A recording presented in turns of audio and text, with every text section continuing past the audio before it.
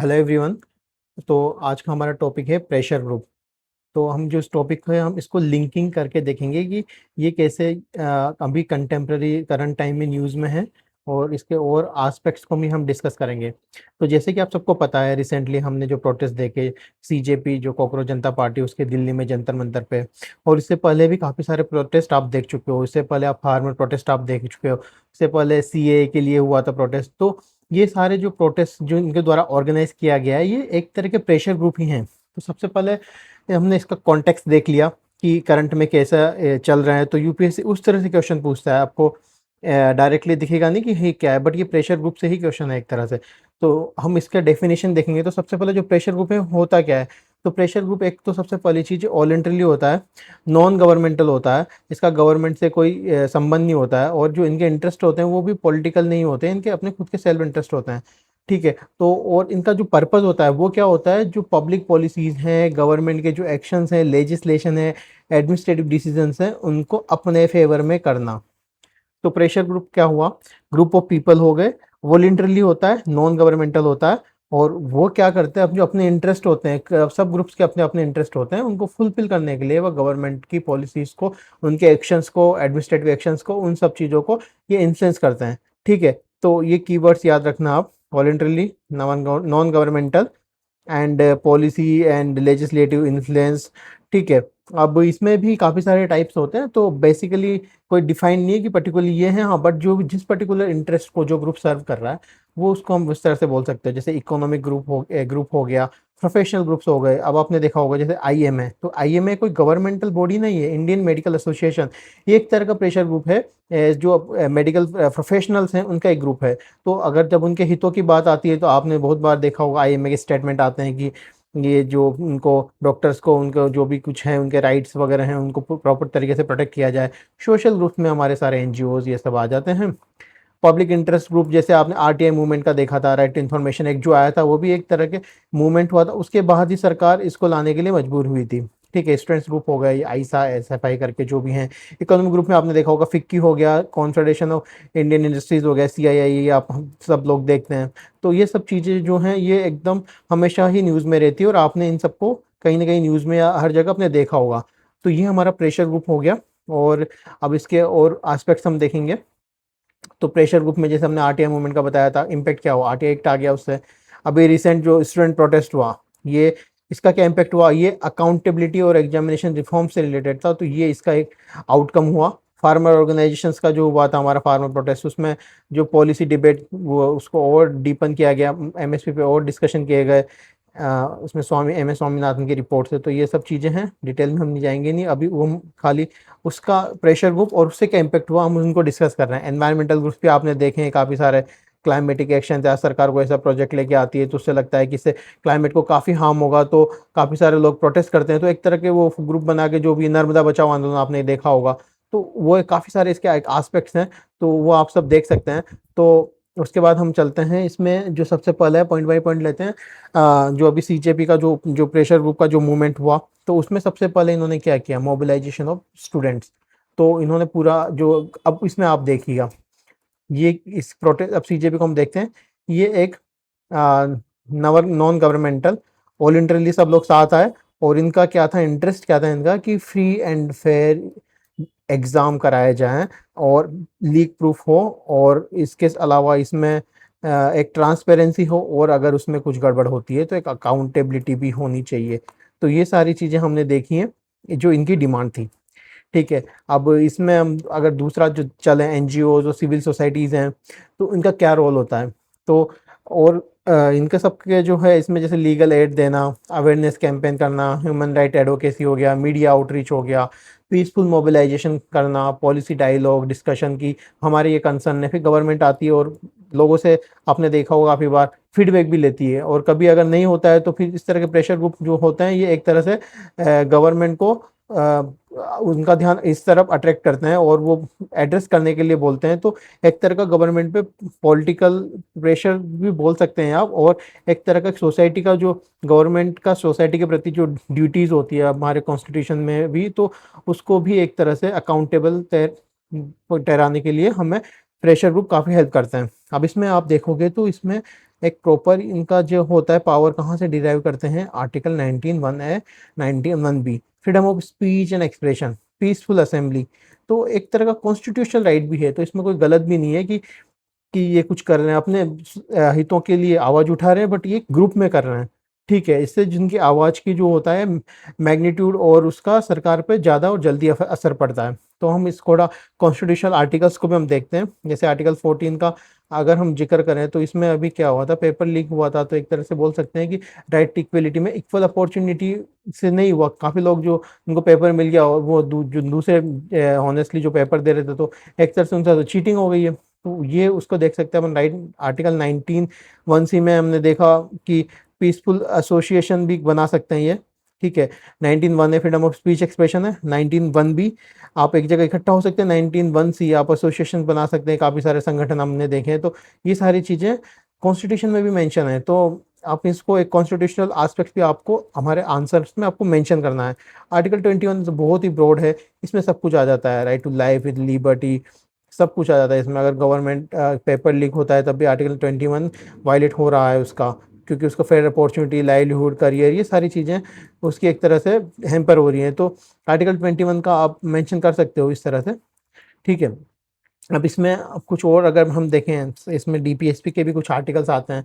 Article 38 हो गया, social justice को प्रमोट करना है। सोशल जस्टिस को प्रमोट करने के लिए गवर्नमेंट की उस तरह की पॉलिसीज़ होनी चाहिए, ठीक है। इक्वल अपॉर्चुनिटी हो गया, राइट टू वर्क, एजुकेशन हो गया।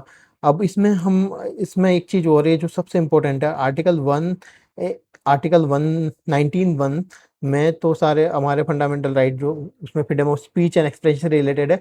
19(2) एंड 3 में रीजनेबल रिस्ट्रिक्शंस हैं, इनको भी नहीं भूलना है हमें, उनको भी देखना है कि क्या रीजनेबल रिस्ट्रिक्शंस हैं।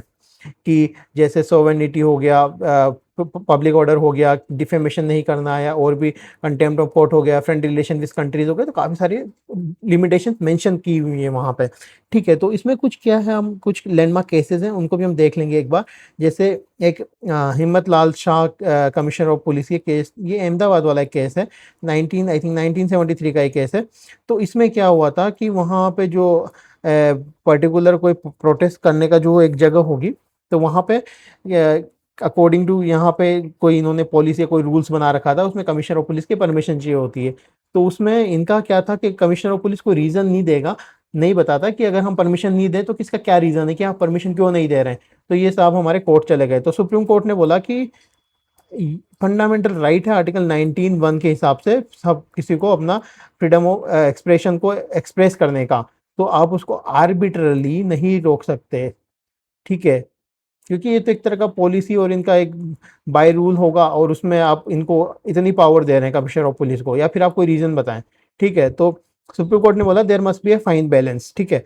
तो वो चीज़ है, तो ये एक तरह से हमारा केस है। आगे भी जो केसेस आएंगे उनमें भी सुप्रीम कोर्ट का यही मानना था कि बैलेंस होनी चाहिए चीज़, एक साइड पे ज़्यादा झुकाव नहीं होना चाहिए। अब अगला जो केस है, मजदूर किसान शक्ति संगठन वर्सेस यूनियन ऑफ इंडिया, 2018 का केस है। इसमें भी क्या हुआ था कि प्रोटेस्ट करना एक कॉन्स्टिट्यूशनल राइट था, बट जैसे यहाँ पे जो जंतर मंतर पे जो प्रोटेस्ट हो रहा था, तो वहाँ पे थोड़ा सा रिस्ट्रिक्शंस लगा दिया था कि वहाँ पे किसी ने कोर्ट चला गया था कि हमारी जो होता है पीसफुल लाइफ को थोड़ा डिस्टरबेंस हो रहा है वहाँ पे, रात को या भी नॉइस वगैरह होती है, ऐसा कुछ। तो कोर्ट ने बोला कि डेट इज़ फाइन, बट वो डेजिग्नेटेड प्लेस है, तो वहाँ पे ये प्रोटेस्ट कर सकते हैं, और इनको एक लिमिटेड टाइम के लिए आप परमिशन दे सकते हैं विद सम कंडीशंस, ठीक है।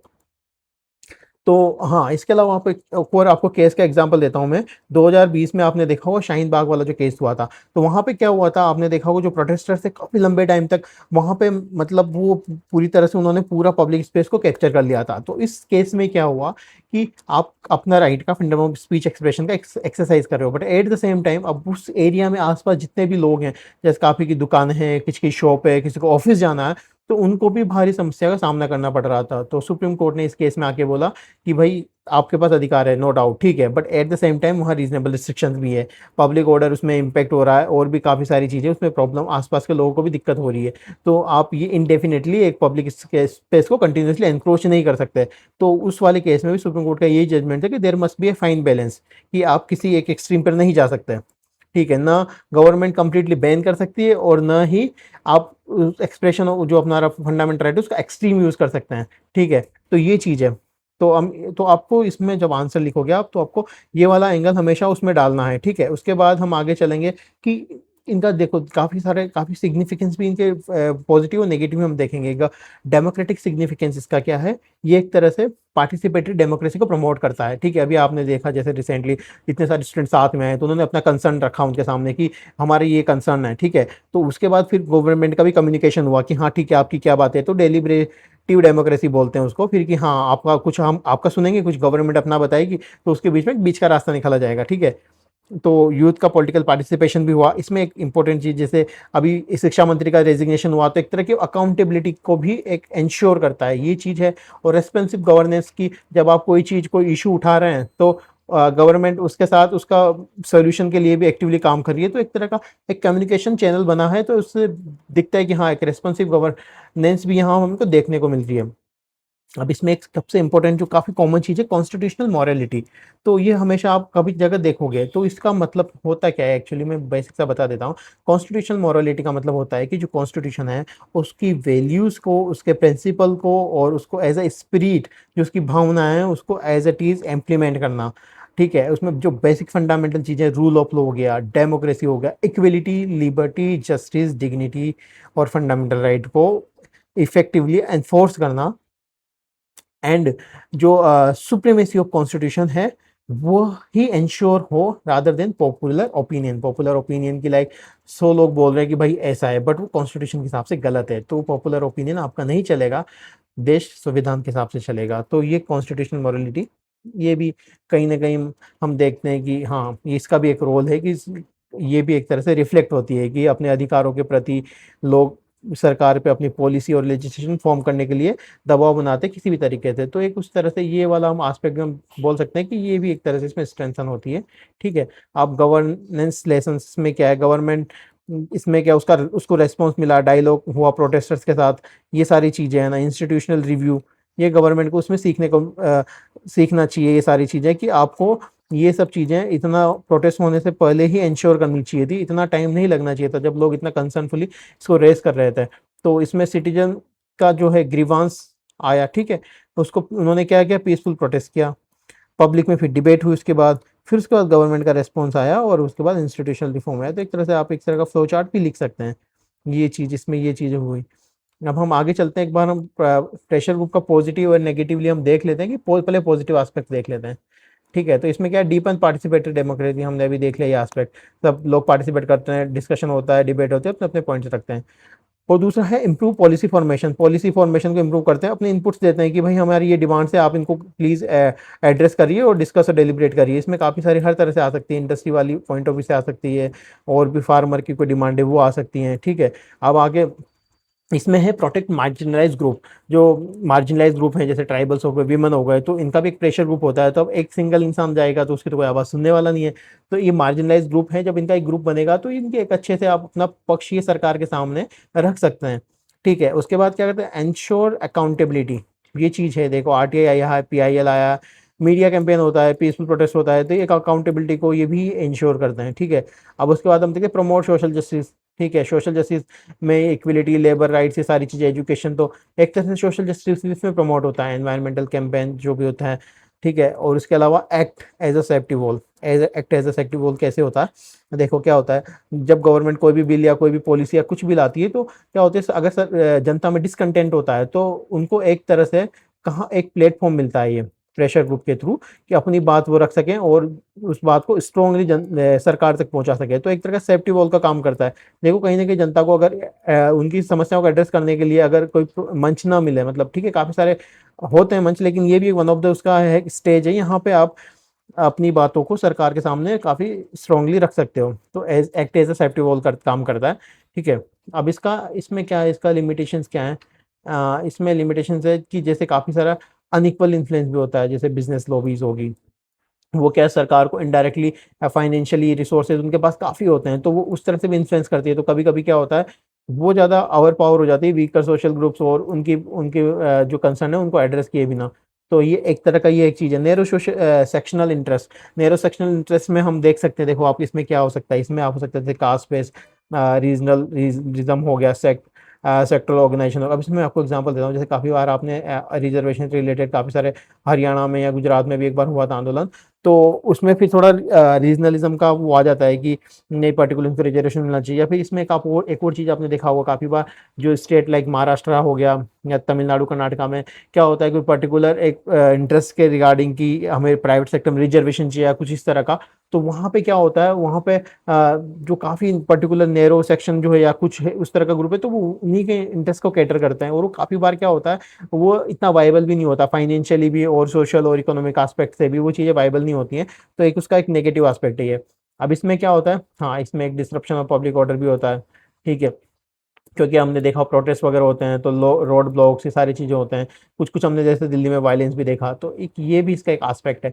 तो आपको ये सारी चीज़ें भी मतलब इसमें थोड़ा सा दिखाना है। अब जैसे मैंने वो जो बोला था वो शाहीन बाग वाला केस, तो Amit Shahani commissioner of police 2020, ये वो केस, ठीक है। तो इसमें फिर ये सरकार ने जजमेंट दिया था कि आप इनडेफिनेटली वहाँ तक आप प्रोटेस्ट नहीं कर सकते, पब्लिक स्पेस को एनक्रोच नहीं कर सकते, लैक ऑफ ट्रांसपेरेंसी हो गया इसमें, ठीक है। प्रेशर ग्रुप में अब उनको जो चला रहे हैं फाइनेंशियल ट्रांसपेरेंसी क्या है, ये थोड़ी ये एक वो हो सकता है, तो आप एक नेगेटिव में ये चीज़ें लिख सकते हो। तो इसमें रिस्क ऑफ पॉलिसी कैप्चर भी है। देखो कभी कभी क्या होता है, ठीक है प्रेशर ग्रुप बात उठा रहे हैं, बट कभी कभी वो बात इतनी जायज़ नहीं है, ठीक है, वो पर्टिकुलर एक इंटरेस्ट ग्रुप को ही इंटरेस्ट को सर्व कर रही है, तो कभी कभी पॉलिसी कैप्चर मतलब कि उनके इन्फ्लुएंस में आके सरकार वैसी पॉलिसी बना देती है जो इतनी वायबल नहीं होती है, ठीक है। कुछ कुछ में ये पॉलिटिसाइजेशन भी हो जाता है कभी कभी। हमने जैसे बोला कि ये जो प्रेशर ग्रुप है ये पॉलिटिकल ग्रुप नहीं होते हैं, इनको और इनका कोई पॉलिटिकल मोटिव भी नहीं होता है, ठीक है।